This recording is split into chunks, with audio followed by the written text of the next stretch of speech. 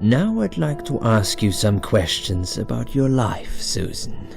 You might find them very personal, but it's important that you answer me as honestly as possible. Fine. Let's get it over with then, shall we? I'd like to go home at last. Of course, I understand. So, Susan, let's see. Are you living alone at the moment?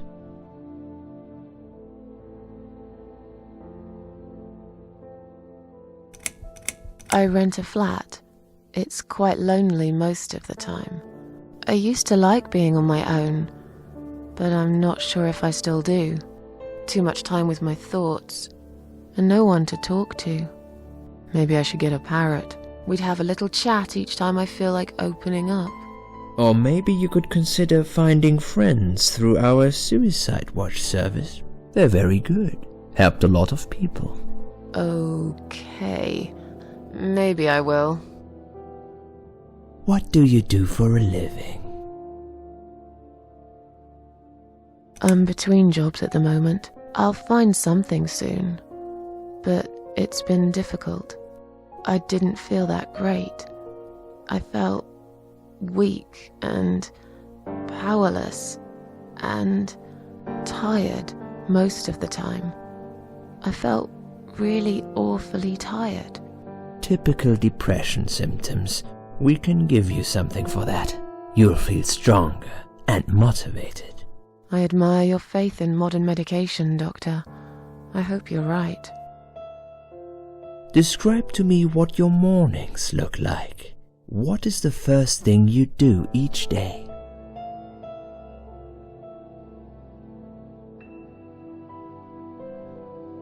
I drink strong coffee and smoke on the balcony. I know it's not a great start for the day, but it's one of my little pleasures in life that I find very hard to say no to. Would you say that you feel safer at home than outside?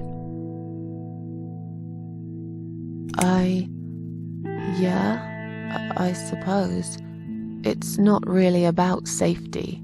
I've just felt sad for a long time now. Really sad, you know? Somehow it brings me down even more when I go out and see all those happy, successful people. It makes me feel more like a failure. If I don't see it, it doesn't hurt that much. What do you think is missing in your life? Or rather, what is one thing that you think would make your life better?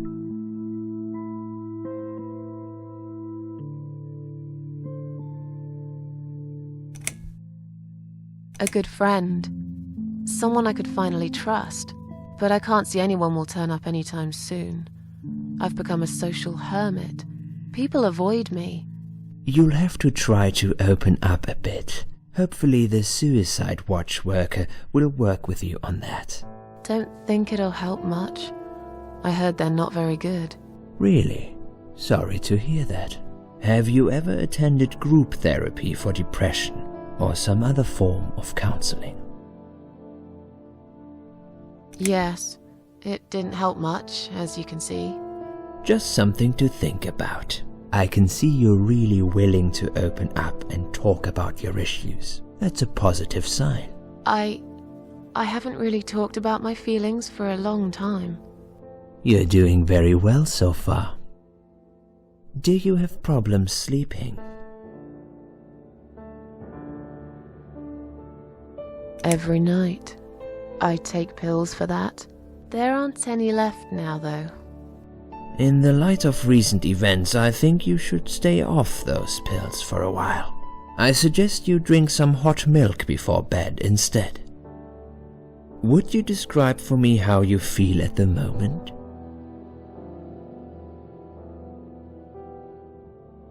Definitely better than before the accident. Good. Hopefully you can now move on from here. With a bit of luck you will enjoy life again. Suicide attempts often have that effect on people. Same as near-death experience. It makes you realize that you're not ready to die yet. Do you find it hard to concentrate? No, not really. Do you drink alcohol, Susan? Only sometimes. I'd suggest you don't consume any alcohol at all for a while. Does that sound like something you can do? Yeah, sure. I'm not a big drinker anyway. Sometimes when life gets too much and people feel sad or upset, they think about suicide. Do you often think about suicide?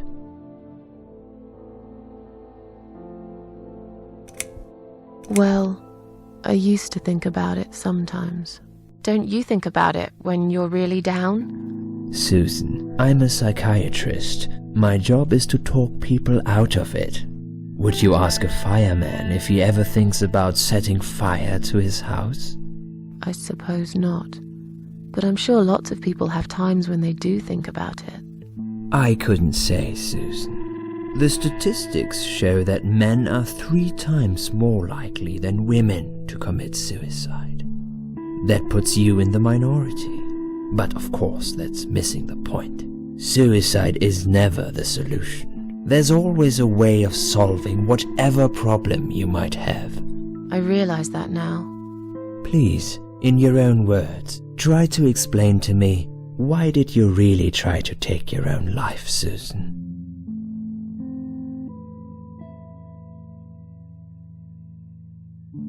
Nothing was making me happy anymore. There wasn't a single thing that would bring a smile to my face. I kept thinking, won't it be better if I just disappear? I really tried to find something. Took a long bath, picked up a book, watched some television, but I just couldn't get into anything. All those things seemed like worthless distractions, and I myself felt obsolete, needless. It just would get worse and worse. By the afternoon, I realized I cried for the past 3 hours. I didn't even know I'd been crying until I went to the bathroom and saw my face in the mirror. I looked like a ghost. I looked like I was dead already, you know? And then I saw the sleeping pills. I thought, why not? And I did it. Do you feel as if you're a burden, or that life isn't worth living? Sometimes, when I feel really low, I used to think everyone would be happier without me. But I guess people don't really care. Besides, I live alone. Who could I be a burden to? What makes you feel better? My cats. I always put out a bowl of food for the stray cats. They're ever so grateful. I like their company. What makes you feel worse?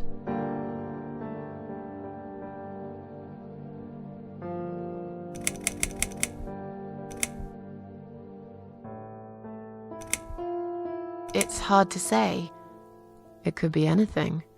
Sometimes it could be just little things. The way my hair looks, shoes I can't find, when I run out of milk. I get angry with myself for being clumsy, for not being able to cheer up and just get on with things like everyone else. Have you imagined your funeral and how people will react to your death? Oh, I never really thought about that. But I guess it would be a cheap one. I don't really know what they do with people like me. Maybe they just throw us in a hole and forget about it, since there'd be nobody to visit my grave anyway. I don't think so, Susan. The city would pay for it. Or so they want people to believe. Finally, I'd like you to tell me about Eric. Eric? Yes, your husband. I believe this might be important. What can you tell me about your relationship? What had happened between you two?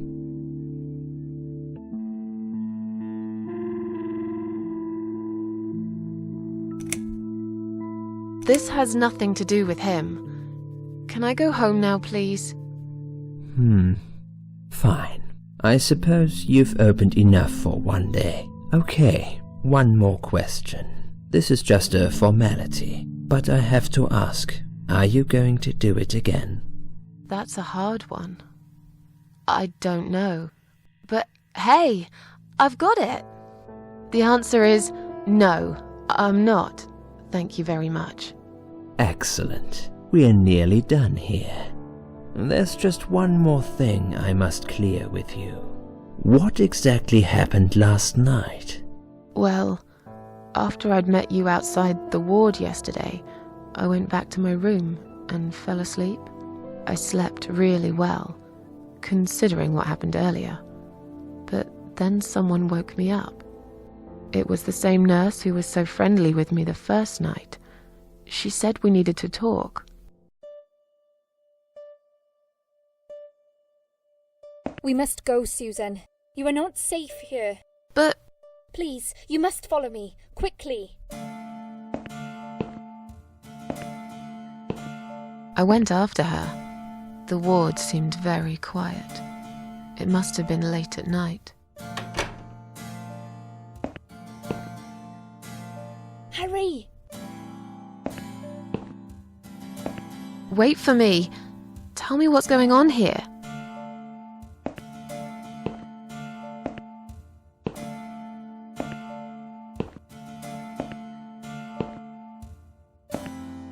The security guys were gone. She pointed at the corridor and said, You go first. I'll explain everything in a minute.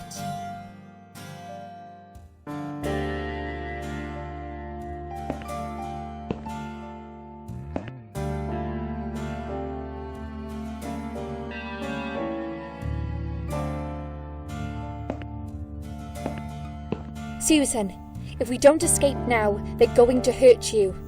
Please trust me. I know a way out of here. I'll help you escape. Let's go down this corridor. I'll be right behind you.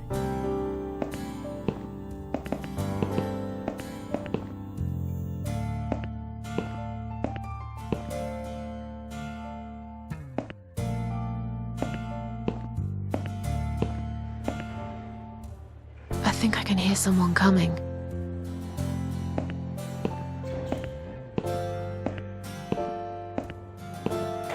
Damn it! We can't go through there. Let's turn back, Susan. I know another way.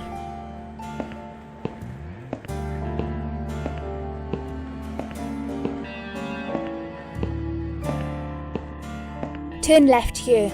We can use the maintenance lift to get us out of this place.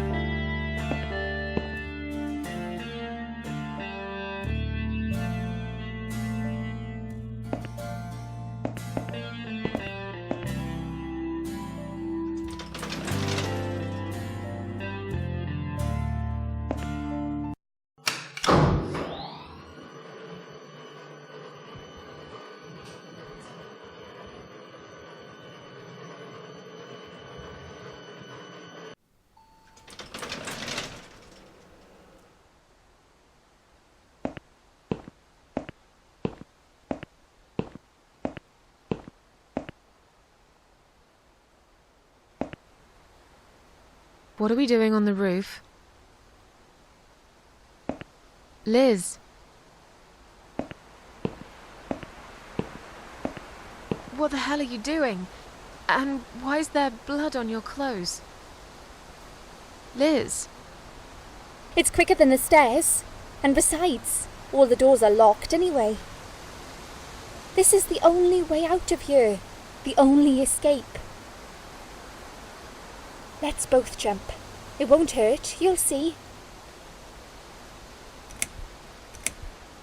You've lost your mind. Get down here right now. I've made up my mind. I need to end this suffering now. Besides, I have no one to live for anyway. No one ever listened to me. No one ever cared. I listened. You're a nice girl. You have your whole life ahead of you. You listened. Did you really? Of course I did. You talk a lot, but I've always been a good listener. I liked talking to you. So do you remember that story then? The one I told you the other night? The one about the woman in A&E? Yeah, she smoked a cigarette and burned in bed. Okay, you have listened. Maybe you're right. Or maybe it was just a blind guess. But I must jump anyway. I have no choice. Wait! Please stop and think for a second. Did you not hear what I said? I have no choice. Yes, you do. You can choose to come back inside with me, and we'll just forget this like it never happened, okay? Do you remember that other thing I told you? I'm sure I told you about my flatmates. Did I tell you what one of them does for a living? I bet you don't remember that.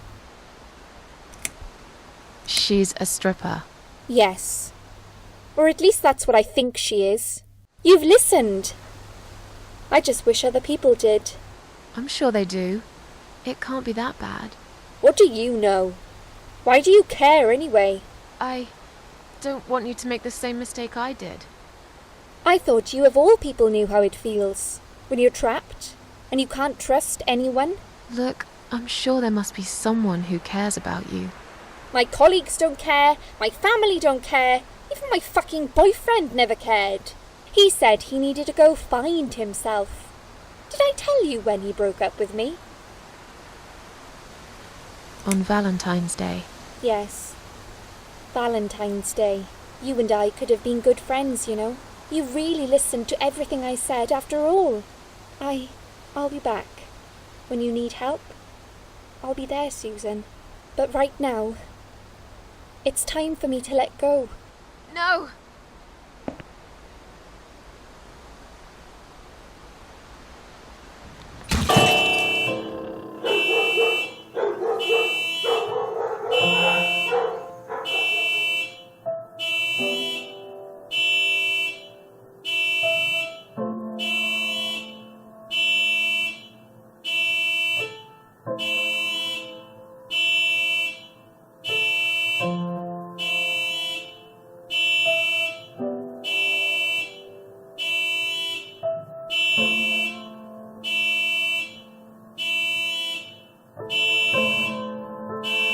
After that, I went back.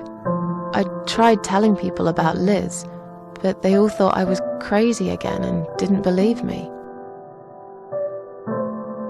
And you were absolutely sure you saw Liz jump off this building? You know, it doesn't matter. I just want to finish this and get some fresh air.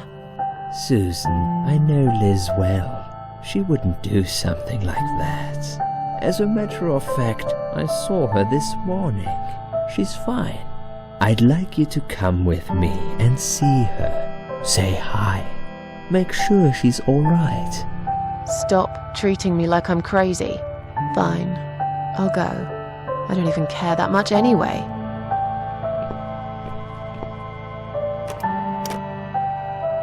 The door is locked?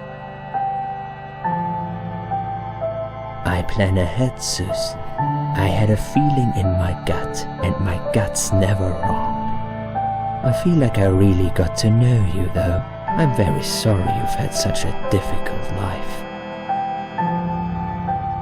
I like your green eyes and your sleek cheekbones. You're a clever girl, Susan, but the sadness has poisoned you for too long. There is no coming back from it. For what it's worth, I would have let you go if it wasn't for Liz.